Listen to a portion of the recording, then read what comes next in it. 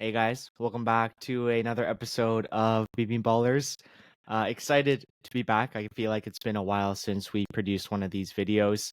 Excited for the Korean national team to be back, but unfortunately, it was not a match performance that reflected the excitement of the fans. In today's video, we are going to be talking about the disappointing, perhaps embarrassing 0-0 draw against Palestine at home. Hong Myung-bo's first official match since he was selected to be the next manager of this Korean national team.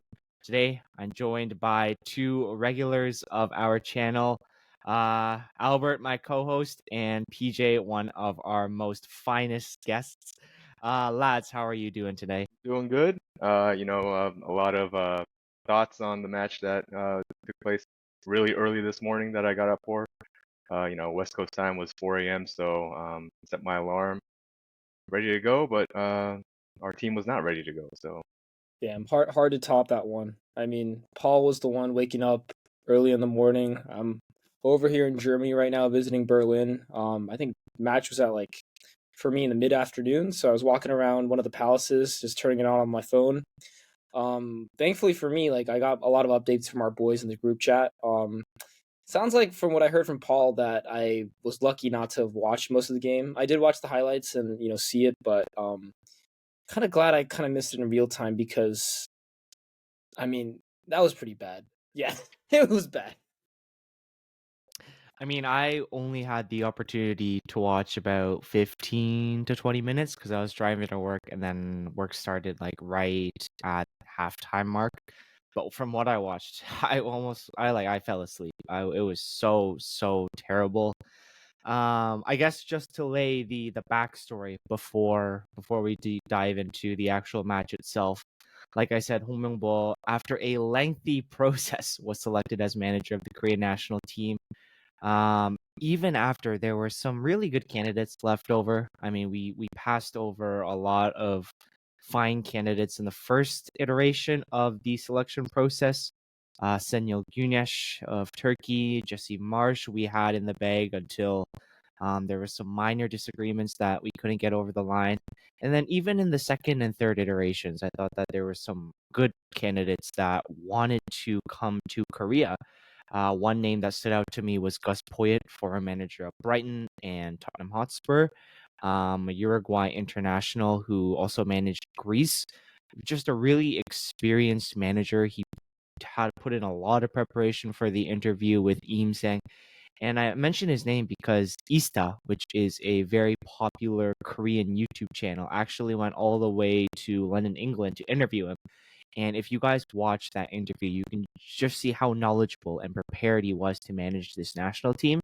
And to go with the domestic option in Hong Myung-bo simply because he understands the players better, supposedly, is able to control the locker room. I mean, to me, it's still a ridiculous decision, and it was a ridiculous decision for many Korean national team fans who want the KFA to be investigated by the government, which is going to happen. We're going to see the results of a government investigation against the KFA.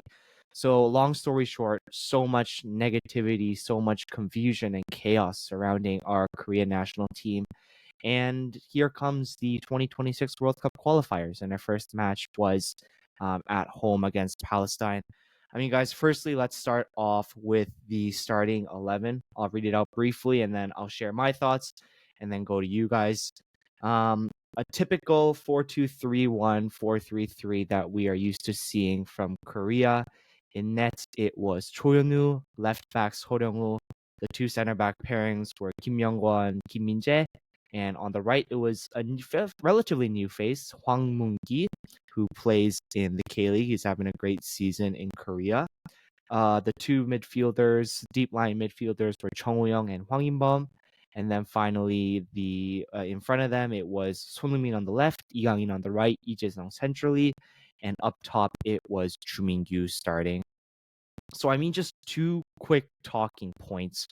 Firstly, there's so much Ulsan bias there. I guess for listeners who aren't familiar with Hong Myung-bo, he was the former manager of Ulsan Hyundai, until he basically abandoned them mid-season and said, "Hey guys, I'm off to bigger and better things." I mean, looking at this starting lineup, at least 50% of the starting lineup are former or current Ulsan players. 서령우, 정우영, 김영권, 주민규, 조현우. I mean, I kind of get the reasoning. He's like familiar with these players. He's comfortable with these players, but still, like it's never good to see a national team dominated by one single domestic team. And then secondly, it's like, wow, I look at this starting lineup and I'm like, our team is old. It's super old.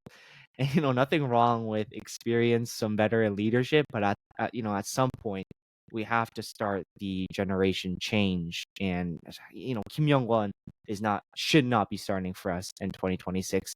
Shu Min-gyu, I mean, yes, he's a great K-League starter. He's been good in the K-League for years, but let's be honest, if he's starting for us in 2026, we're cooked. So I mean, I'm interested to know your guys' thoughts. PJ, I'll come to you first. Like, what was your initial impression of this starting 11, and do you share some of the same concerns that I just mentioned? I totally do. If I'm gonna give Hong Myung-bo any kind of credit here and understanding, I believe he hasn't had much time with the players, so it's expected, I guess, to go with what you're familiar with and what you know. So picking players that he's comfortable with and has knowledge about, I guess, makes a little bit of sense. It just really is unfortunate that the ones he had to pick, most of them are pretty old, and that showed, especially whether it be Chung Woo-young Senior or like you mentioned earlier, Kim Young-kwan. Just I think the overall pace of the game, the tempo of the game, they're just not able to keep up with it anymore. And it's tough to watch players that were once capable struggling out there, kind of almost getting thrown to the wolves without really being able to do anything about it just because they're on the decline physically. But just from that standpoint, I do feel bad for Hong Myung-bo because of him not having too much time here and having to go with players that he's more familiar with. But in the end, just the result wasn't there, unfortunately, for him. Albert, what Yeah. about you? I mean, yeah, so I agree in the fact that maybe the fact that he didn't have a lot of time with these players affected his choices, and maybe he's going with a lot of veterans that he's comfortable with. But that would have been a pass for any other manager besides him. And what I mean by that is the reason why KNT fans hated this hire so much, including all of us, I think, was the fact that in his first tenure as a national team manager, he failed in Brazil because he relied too much on his favorites from the K-League, right? From guys that he knew, from people he was comfortable with, guys that he relied on to win the bronze medal at the 2012 London Olympics. So when you see him trot out that starting 11, besides Hang Moon-gi, you're just like, oh shit, here we go again. Like, this guys he's comfortable with, guys he knows from Ulsan Hyundai. If it was any other manager, maybe he would have been like, okay, well, he hasn't had a lot of time with these players, so maybe he's just playing the veterans. But knowing that it's Hong Myung-bo, right, and the fact that the KFA said in the press conference, the most damning thing for me is that Sang said in the press conference, the reason we're going domestic and hiring Hong Myung-bo is because we don't have enough time in this cycle to hire a foreigner, right? He said, we need a guy who knows the players, who's a Korean, who can communicate with them, because right now we don't have enough time. And when I heard that personally, I was like, what are you talking about? Like, the U.S. just hired Mauricio Pochettino, and I know Jason rates him very highly. I think he's a good manager as well. You have plenty of time. For me, it's like you can hire someone 6 months before World Cup, and they can still get it right, okay, if it's a good manager. So the fact that the KFA said this to us and sold us a bill of goods that I think, obviously, for me, they wanted to hire him in the first place. They didn't care about the tactics. They didn't care about the fit. It was just the cheapest option and someone who the players would respect. And I think someone like me, PJ, Jason, we called this like right when we saw this hire. We knew what was going to happen. And I know it's one game, but unfortunately, guys, I don't see anything from Hong Myung-bo that shows that he's learned from the past 10 years. And he's rightfully going to get shit for it, and he should, because honestly, to me, he looks like one of the biggest egomaniacs I've ever seen in Korean football. The way he said in his press conference, like, oh, like, this is my life goal. There's no more Hong Myung-bo. It's just the national team. I'm like, bro, like, you don't have the cachet to say that. As a Korean manager, maybe you do, but you don't have the cachet as an international football manager to say, like, you deserve to come back, like, what, like the second coming of God, or like the second coming of Jesus or something. Like, are you coming back to save us? Like, that's the impression I got, and I could be wrong, but I mean, yeah, seeing mainly Chung Woo-young and Kim Young-gwon back in that starting lineup was pretty damn horrifying. And I know that some people said that like we don't have any better options. Okay, but that doesn't mean you play the corpse. No offense to these players, they were good servants, but their time with the national team should be done. And if you're gonna rotate, you do it against a team like Palestine. You don't do it in the next round against Japan or Iran. And that was really disturbing to me. And usually I don't like it when fans boo people out of nowhere, but Hong Myung-bo deserved everything he got today and then some.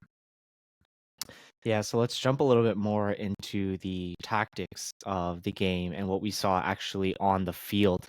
I mean, with the caveat that it's only been his first match, he's only had a couple of training sessions with the team.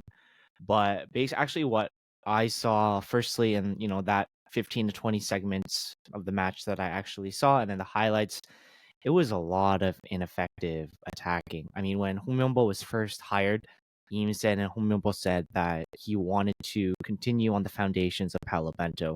Possession-based football, aggressive, high line, creative attacking movements, and really dominating the opposition. But from what I saw was, it was a toothless attack. I mean, I don't want to get too technical, but using the words of Im saying himself, they did play that La Bull Piana strategy where the two center backs push out wide, one of the central defensive midfielders drops in between them, and then essentially becomes three at the back formation, and that's what they use to build up from the back. Now, the idea is actually really, I guess, modern, pretty trendy. You see Man City do it where Rodri or Kovacic drop in between the defenders to help build up from the back. Similarly, Arsenal, you'll see Declan Rice or more frequently Martin Odegaard dropping deep to help help Saliba and Gabriel build out from the back. Like, these are modern football ideas. The problem with Hong Myung-bo and domestic managers for me is that sure, they can copy the general idea of tactics, but it's not the general idea that's making you an elite manager. It's about the fine details of, do we have set patterns of play? The players know where they're going to go in certain situations of the match.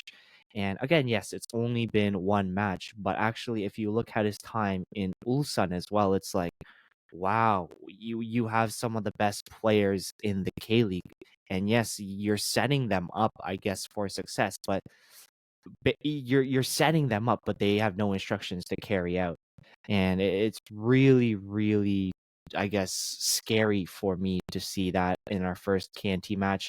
And one final thing is the dreaded Yucha build-up was back, where because we could not penetrate centrally, get the ball to Ijisong, Hwang even Songu and Igangin, you're seeing the ball recycled between that La Bull Piana 3 at the back, the fullbacks, and they simply do not have anyone to pass to because there are no finer details in his tactics. I mean, I know we dominated possession, but it was still so boring to me. Again, PJ, coming to you first since you watched the full match, waking up at 3:30 in the morning. What did you see from our boys today, led by Hong Myung-bo? I think the first half was definitely a struggle. Palestine really, this seems to be the strategy against us by most teams now, is to heavily pressure us in the first half and then kind of lay back in the second. So we always look better in the second half offensively, but again, this history just repeated itself with just constant struggles in the midfield again, with Chung Woo-young and Hwang In-bum too, dealing with pressure. And anytime we try to do something centrally, it'd be a turnover, a bad pass, and we would just have no rhythm or any kind of offense going from the build-up. And then I think because of those errors and those turnovers, like you were saying, what comes from that would just be the Yucha, the safe passes to the right, to the left, and then eventually it gets to who? We have Sunny and Igangin, and then it's Tejo, do something for us, please. And they're forced to take on 2 or 3 defenders, try to find something, try to create something, and that's not a healthy way to do offense. It's like they should be in positions where they're able to get the ball and maybe have one guy to beat, not 3 or 4 guys just waiting for them. There's just no rhythm there offensively, and we only looked better again in the second half because Palestine decided to park the bus, and then all of a sudden our offense started to go. when the midfield is not pressured, they're able to make better choices and build from there. But the first half was such a bad struggle, and that carried into the second half. And I think when you have that much pressure for our team to score, the later the game gets, the more pressure builds, and it's harder to come through. And we just weren't able to do that. Yeah, I mean, I think since as someone who's was forced to watch the K League for the past 2-3 years because of some work, I think Hong Myung-bo at Ulsan, his biggest problem was actually that his teams got off to fast starts because the team was stacked, but also because I think he was a good man manager. But the problem was towards the end of the year that his Ulsan teams would actually go into a big tailspin. They would have problems having a consistent amount of form through each season. And despite the fact that he did win multiple K League titles, the problem was that he just wasn't able to adapt. A lot of fans didn't like him for the fact that he didn't really have a lot of creativity with the starting lineups. And you saw it today against Palestine. It's like in the first half, they just couldn't, like you said, there's the horseshoe, right? The U, where you can't penetrate. So you're just forcing passes side to side instead of vertically. To his credit, he did make changes in the game, but I didn't see any set patterns of play. I didn't see a system where I would feel confident that we would be able to compete with the bigger nations, let alone the European teams we're going to face at the World Cup if we make it. But the bigger Asian nations. And the problem with Hong Myung-bo again is he's not known as a tactical guy. Like he has a very basic 4-2-3-1. The number 6 drops in between the two center backs. The wingers push up, the fullbacks push up. There's just not a lot of creativity there. It's just the same old modern football tactics. And I think that the problem with his hiring in general, I think, is that the vibes around his hire was terrible. So if you're hiring a guy who's known for his man management, what's the point of hiring him when the mood around the hire itself isn't good? I think it's a very short-sighted hire, and the qualities of that showed today. Again, it's one game, but I don't know, man. It really seems like this was just the KFA again from the beginning. After they fired Klinsmann, they were just like, okay, Hong is the guy we want, and the excellent football reporter Steve Hahn was telling me, he's like, this is like the KFA, you getting dumped by a girl and then you going back again and again and again and trying to convince her to take you back until they say yes. I mean, Im Sang literally went to Hong Myung-bo's house at like 11 at night to like beg him. It's usually never a good thing, I think, in a relationship, in professional sports.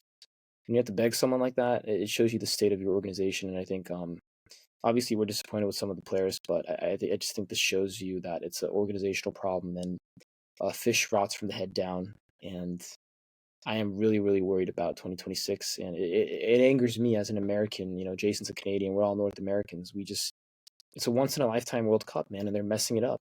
They're messing it up.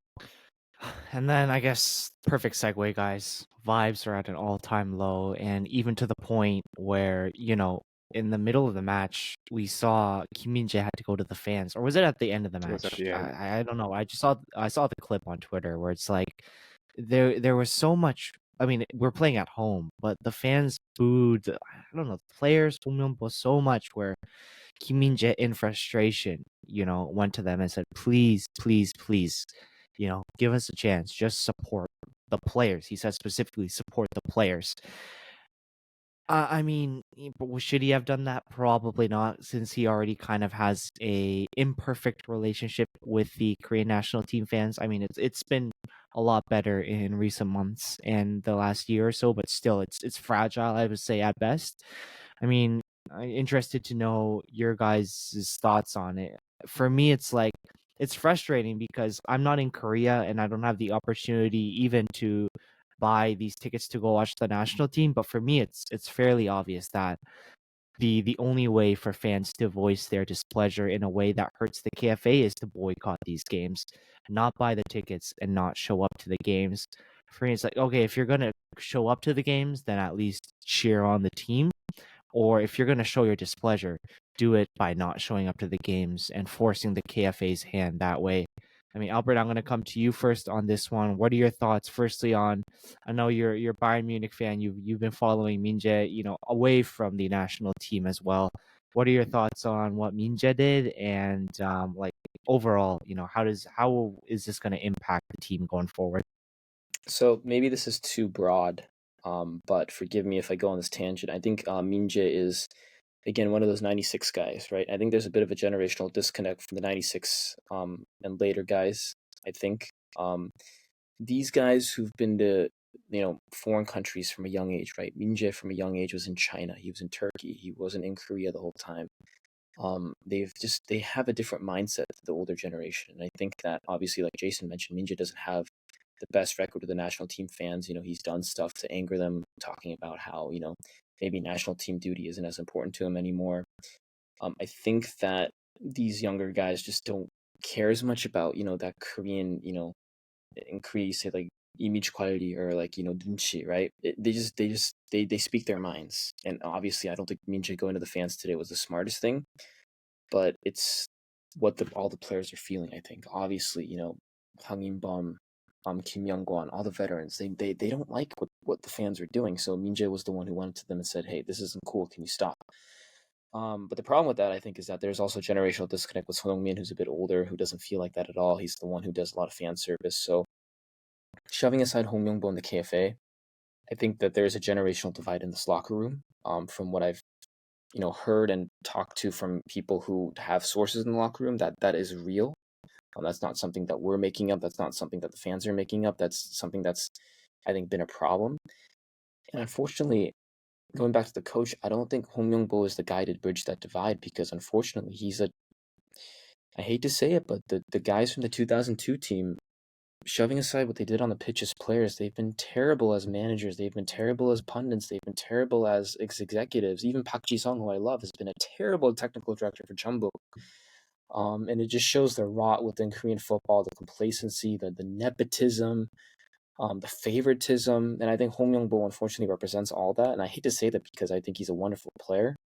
He seems like a good man, but it just shows you that it was the best idea to hire a foreigner, even if it was someone like Gus Poyet, who I didn't know much about, admittedly, but even he looks like he would have been a better hire.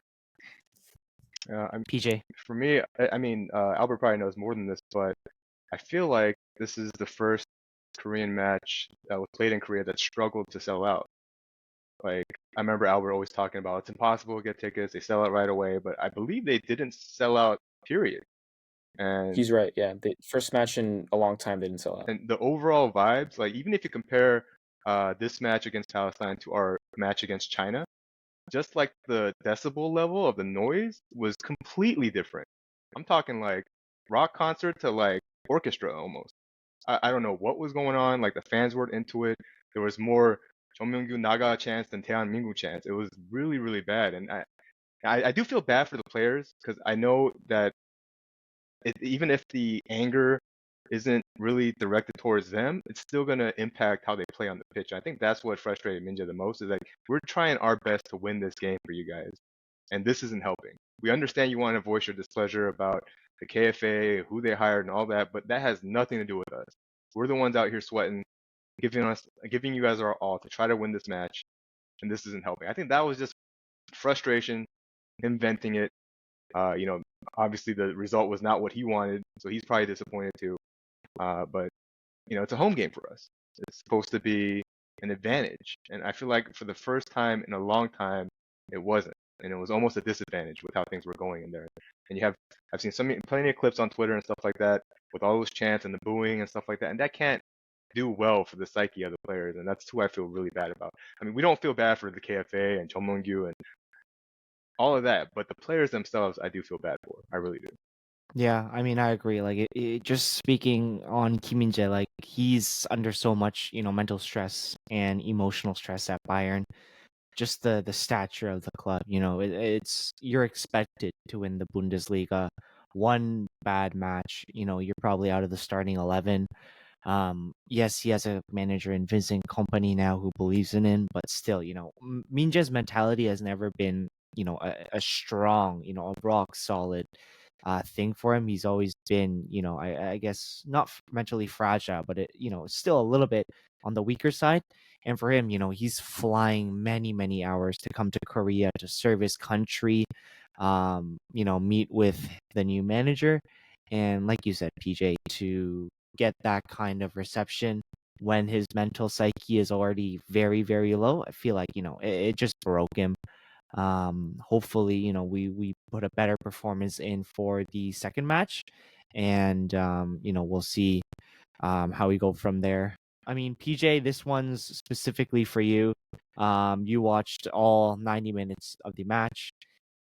There has to be some silver linings, hopefully, other than, your boy Lee Gang-in balling out. Were you impressed with a certain player that you didn't necessarily expect, or, a newcomer where you're like, okay, I can see where he might fit into our future? I think I have two to name specifically here, and one's gonna make you really happy because it's Soryeong. Soryeong was excellent, especially in the first half. I know me and you have been just wanting him to play on the left side because he looks so comfortable there, and his link-up play with Sonny's really good. But he looked really, really good on the left side when the rest of the team was struggling.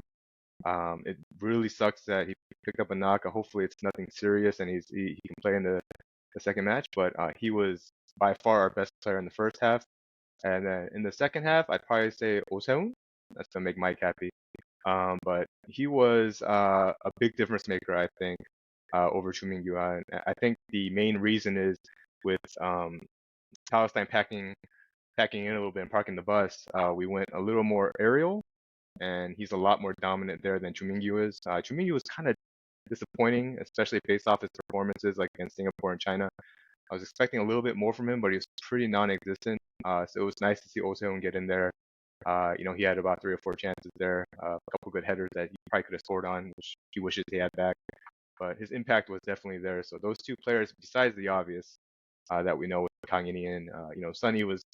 I know he gets a lot of flack today for not finishing, but he really put himself in good positions to do what he normally does. He just wasn't able to finish. He finishes one of those chances, then he's the hero.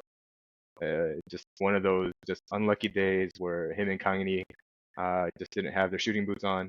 And that's another problem. We're talking about tactics here, but it's we basically sink or swim with those guys. If they don't score, then we lose. Yeah, I mean, it's great to see Soryeong, translate his good club performances to the Korean national team, especially after making, a pretty tough move to Europe, playing for Zvezda, Hwang Imom's former team in Serbia. He's pretty much starting every single match. Helped win them Champions League qualification as well. So things are looking up for him. And then in terms of Oseun, he's playing for, I think they're still the league leaders in the J League. Mike's boy. He's making a little bit of a renaissance. But yeah, for him, I definitely see, at least some sort of role in the Korean national team for Oseon, simply because he's so good aerially. And, that doesn't take away his footwork as well. Like when they were both coming up together, Oh Se-eun and Cho Gyu-sung, actually before the 2022 World Cup stardom, Oh Se-eun was the more highly rated prospect. He had a couple of bad injuries, I think, some unlucky steps in his career, but it's great to see him have some success in Japan and get a deserved national team call up, and hopefully maybe he'll even start for the second match for Korea against Oman. And then to end the video, let's preview very quickly what we're going to see from the Korean national team. It will be the second qualifying match against Oman. I believe it's away. It's not in Korea, so we won't get to see the Korean fans' reactions to that disastrous draw. Oman is kind of tricky. They are known for producing upsets. I believe they've beat us before in this qualification segment, and they've beat Japan before. So they're a very, very tricky, difficult, especially away Middle Eastern side. Albert, I guess coming to you first. Maybe you tell me one or two changes, whether it's personnel wise, whether it's tactics wise, realistic, that you want to see in the match against Oman. Realistically speaking, I think I would like to see Kim Young-won out of the lineup. Probably Cho Yun-min starting next to Kim Min-jae, even though I don't think Cho Yun-min is going to be the long-term starter there. But even in midfield, Chung Woo-young Sr., I don't know, man. Just there's There's part of me that actually didn't even want a real number 6 to start against Palestine. I think if we're good enough, you don't have to exactly have a classic CDM there. So yeah, in the middle of the pitch for me was one of the biggest issues. And honestly, I hate to say it, but Lee man was totally invisible against Palestine. Maybe you start a more traditional number 10 in the middle. Maybe you have to move Kang into the middle and then put Hee-chan out wide. But yeah, I'll let Paul go because I don't want to take over the whole starting 11. But yeah, in the middle is where I think we had some of the biggest problems today.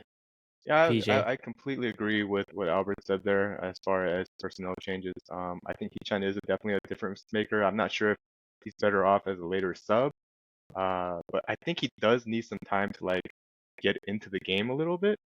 He was a little bit rough today with his touches, even with the good opportunities. So I feel like he kind of needs some time to warm up.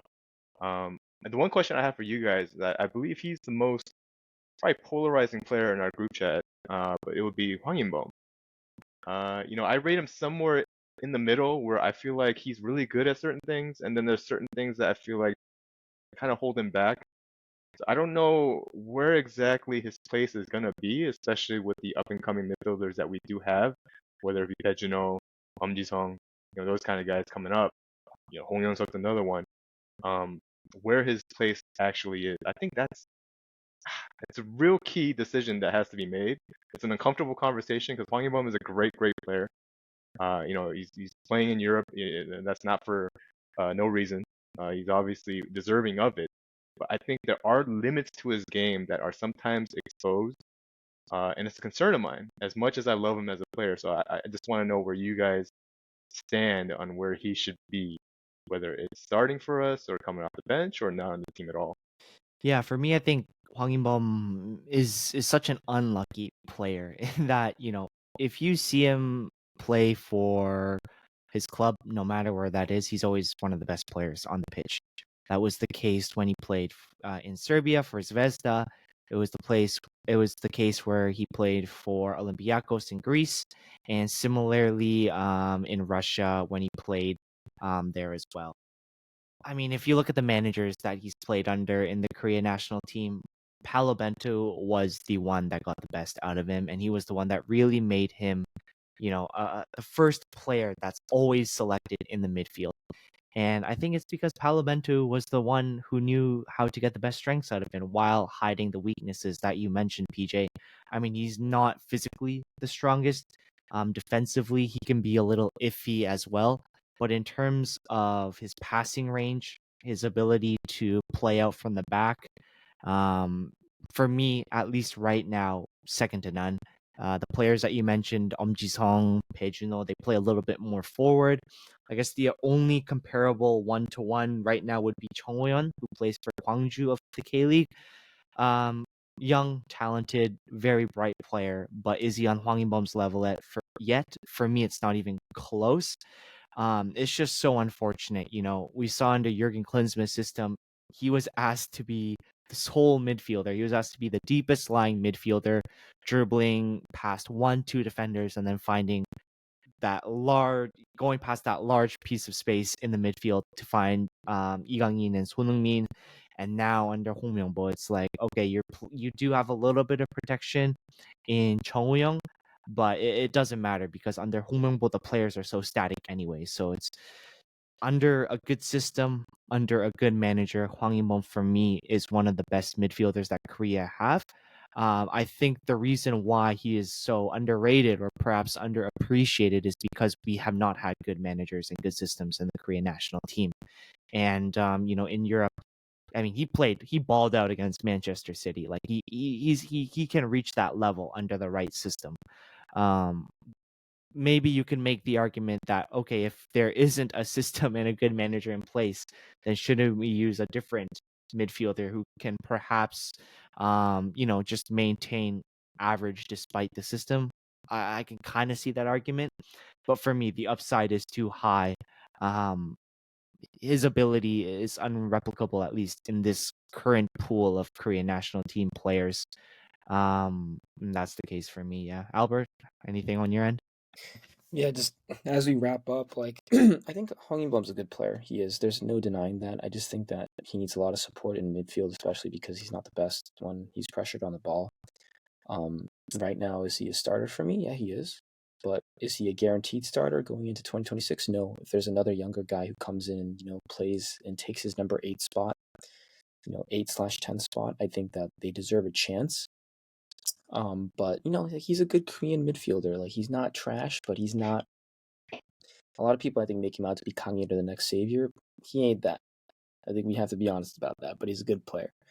But I think other players do deserve chances, and especially if he doesn't play well against Oman, I think it really will be time to start questioning his place in the team as a bona fide starter.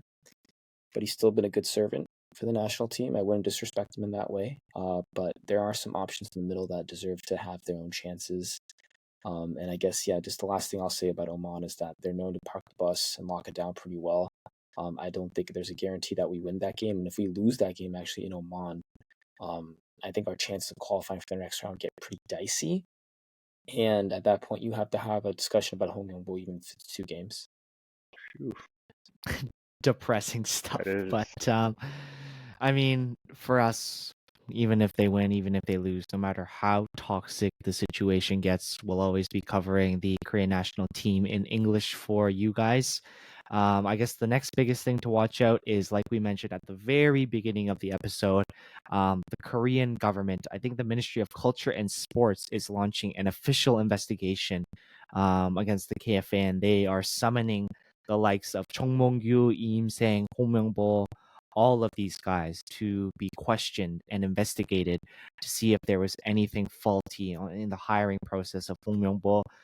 Most likely there will be no sort of significant resolution or significant action, but you never know. Even right now, people are surprised that it's gotten to this point. So as soon as the updates come in, we will definitely keep you guys informed. As of now, I know it's difficult. I know it's a very, very dire, depressing situation, but keep supporting our boys. Make sure to like and subscribe to BB Ballers. Follow Albert, PJ, and myself and the Fighting Stripes Twitter channel. And we will catch you guys in the next one.